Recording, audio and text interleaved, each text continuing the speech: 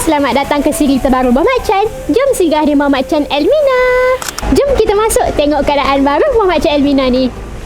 Dari luar pun dah nampak kemas dan welcoming. Bila masuk je, suasana dalam dia pula selesa, luas dan moden. Memang sesuai untuk datang makan bersama family, kawan-kawan ataupun kawan sekerja. Okey, untuk menu kali ini, kita ada satu dish yang memang lengkap dan mengenyangkan. Ini dia, mi tarik kicap bersama barbecue chicken dan wonton goreng. Mi tarik kicap ni memang menarik dengan tekstur mi yang kenyal dan rasa kicap yang manis. Sedapnya. Kemudian, dilengkapkan dengan barbecue chicken yang juicy dan penuh dengan flavor barbecue.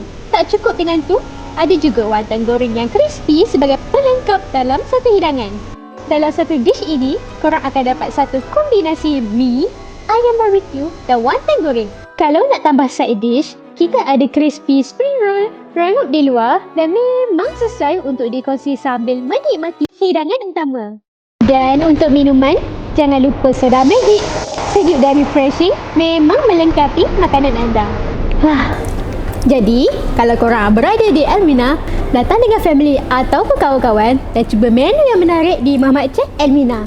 Jangan lupa datang tau. Bye-bye.